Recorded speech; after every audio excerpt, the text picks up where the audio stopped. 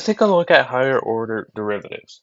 So let's say we have a function, right, f of x is equal to x cubed minus 5x squared plus 2. And let's say we want to find all the derivatives to the fourth derivative, right? So with fourth derivatives and beyond, they can be written as this, but you can see that it begins to get a bit extensive with all these dashes. So you'll often see in textbooks and in math in general that they'll be rewritten with the amount of derivatives that you want to do with a numerical value instead of these dashes. So we want to find all derivatives till the fourth, right? So with the first derivative, we're just going to apply power rule, right?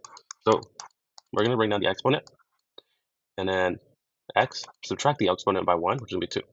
And then we'll apply that with here. 5x squared is going to be 10x, and then 2 minus 1 is just going to be 1. And then constants, the derivative of constants are always just 0, so 0. And then if we do the derivative, the double derivative, right, we can continue applying power rule. So we bring down this exponent to here and multiply. We have 3 times 2, which is going to be 6. X, and then 2 minus 1 is just going to be 1. And then we bring down this exponent, multiply it by the coefficient, and 10 times 1 is going to be 10. And we bring down the x, or we have the x, and then 1 minus 1 is just going to be 0 plus 0, right?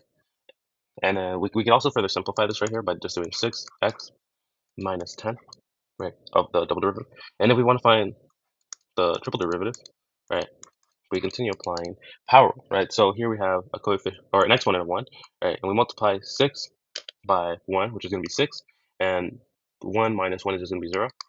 And we know the derivative of a constant is going to be 0. And we know, and then, right, we can further simplify this by just doing 6, and then because the 0 makes any value 1. When you have an exponent of 0, anything raised to the 0 power is just 1. And then we'll find the fourth derivative, right?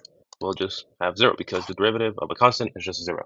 Let's take a look at another example. So we have this function, right, equals x to the fourth power plus x cubed minus 2x squared plus x minus 5. So let's find the fourth derivative, right? That's what we're trying to find, right? We're trying to find this. So we first want to find the first derivative, and we'll do that by applying power rule. So here we'll bring down the exponent down as a coefficient, 4x, and then 4 minus 1 is just going to be 3.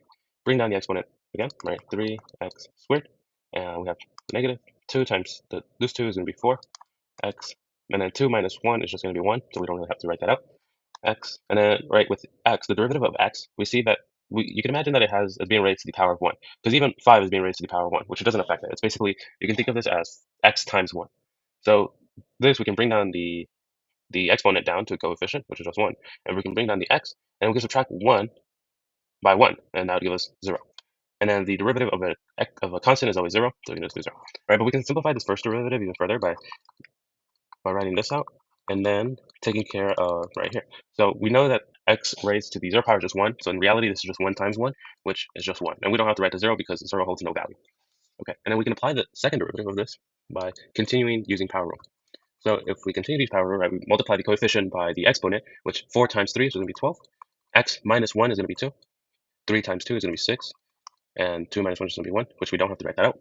And the same concept we applied here can be applied here, right? So we can imagine that there is a 1 here. So we have negative 4 times 1, which is going to be 4. And 1 minus 1 is going to be 0. So we don't have to write that x down because it's just going to be 4 times. You can think of this as negative 4 times 1. So we don't have to write down. And then the derivative of a constant is always 0, right, as we saw here. So we don't have to write this down. And then the triple derivative, we continue to apply power rule. So 12 times 2 is going to be 24. X, and then 2 minus 1 is going to be 1, right? You don't have to write this out really because as we saw here, we just added a 1. We didn't need it. We didn't need to, but it just helps us visualize things, so we don't need to add that 1. So plus 6, and then the derivative is just going to be 0. So we have that. And then the fourth derivative is just going to be 24, right? Because we see here, right, this is 1. 1 times 24 is going to be 24. 1 minus 1 is just going to be 0. So this is just 24, and the derivative of a constant is 0. So it's just 24. And that's all of our derivatives for this function. Let's take a look at another example.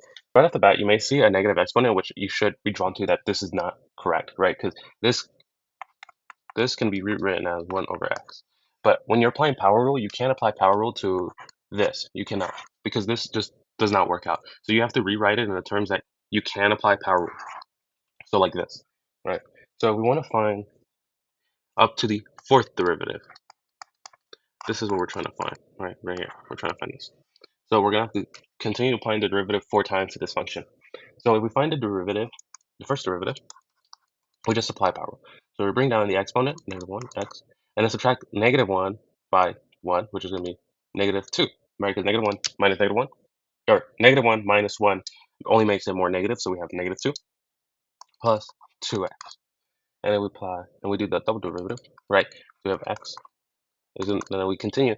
So -1 times -2 is just going to be +2 x, and then we subtract -2 by 1, and that only makes it more negative, so -3 plus 2. And then we find the triple derivative,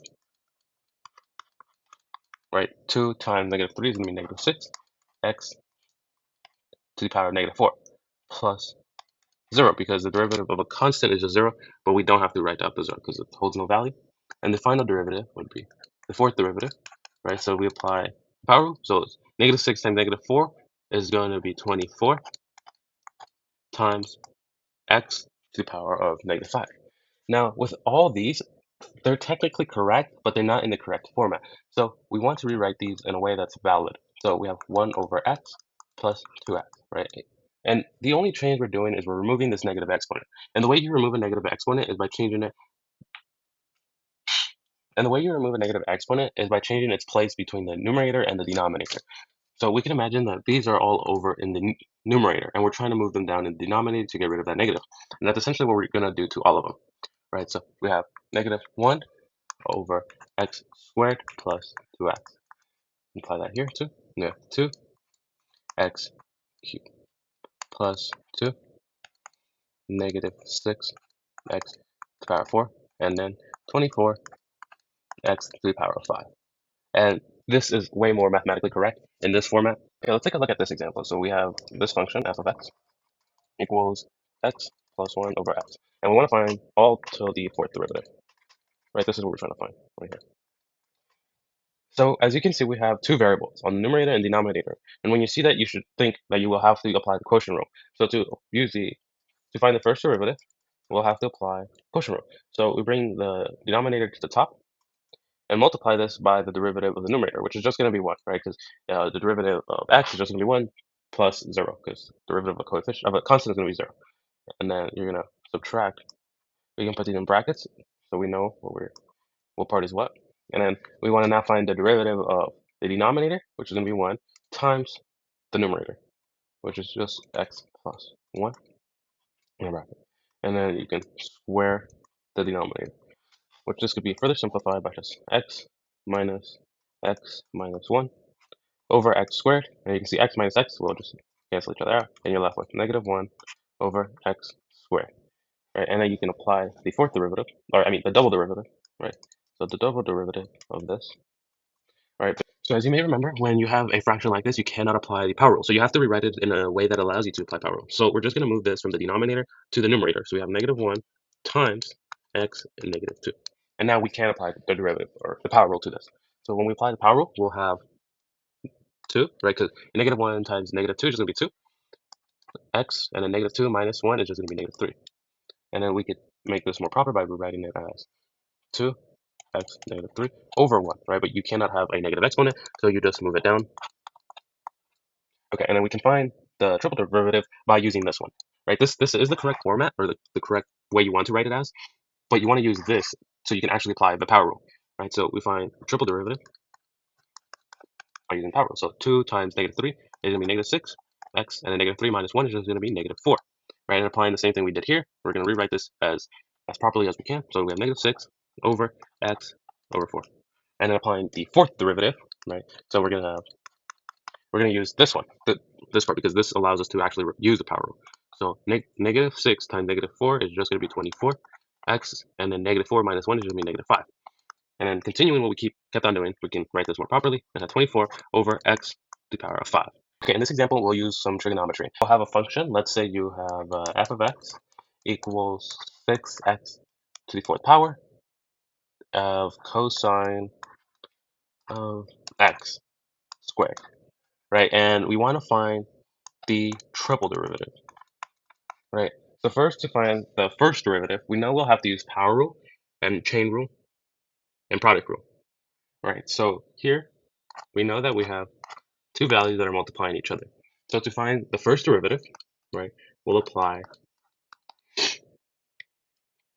So to find the first derivative, we'll apply the power rule and product rule and chain rule, right? So we first want to find the derivative of this part. So we'll bring down the exponent to the coefficient and multiply them. So 6 times 4 is going to be 24, x, and then 4 minus 1 is going to be 3, and that's the derivative of this part. So then we want to multiply this by cosine of x squared, and then we want to find the derivative of this. But because we previously did the derivative of this part, now we don't need to write the derivative, so we can just leave this. And now we want to do the derivative of this. So we can apply chain rule. So with this function here, I'll rewrite it over here. Right. So we can think of this part as two parts. So we have f of x equals cosine of x, and we can think of what we're plugging into f of x as g of x equals x squared. Right. So when you think of chain rule, think of composite functions, like you're plugging in something into another thing. And in this case, we have x squared being plugged into cosine of x. So to find the derivative of a composite function, or when you're plugging something into another thing, right, you want to find the derivatives of both things. So the derivative of cosine is going to be negative sine x. The derivative of x squared is going to be 2x, right? And now that we have this, we can actually now apply the derivative to cosine of x squared. But first, let me make some room.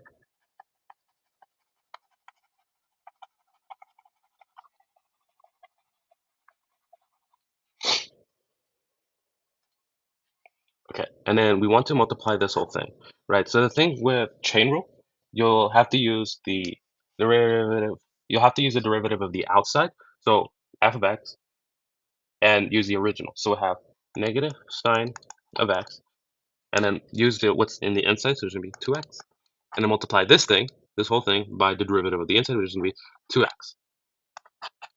So to find a double derivative, we'll have to use the same. We'll have to apply the same rules we did for the first ones, but a lot more times. So here we have 24 times 3, which is going to be 72, x, and then 3 minus 2, 3 minus 1 is going to be 2, pardon me. And then we'll apply product rule, so we'll do cosine x squared plus, and then we'll apply the derivative of this with the non-derivative of the first part, so we'll have 24x cubed times the derivative of cosine x squared, but we already previously found that, and it was all of this. So we don't have to continue on applying this, so we can just do 6x to the power 4 times negative sine of x squared times 2x, right? And that's all of this part right there. Now we have to apply this.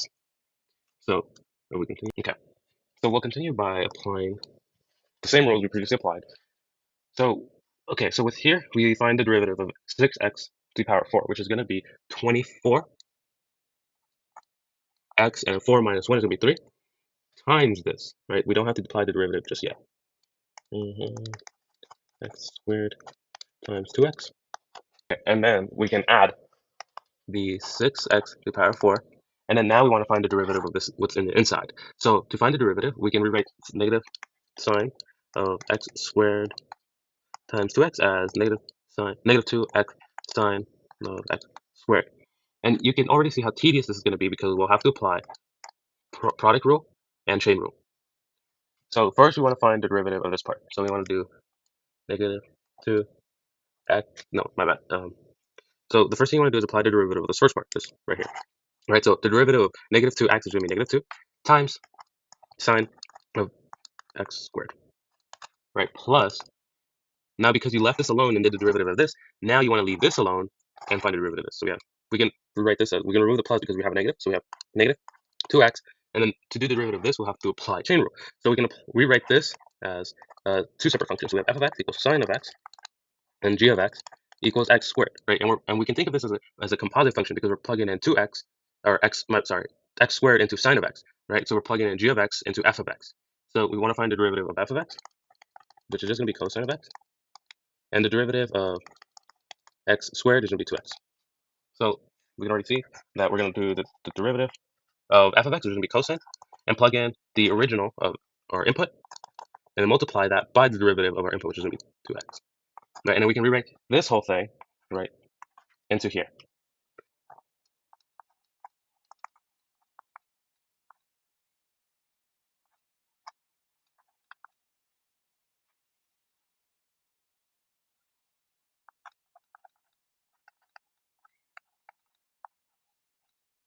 Okay, there we go.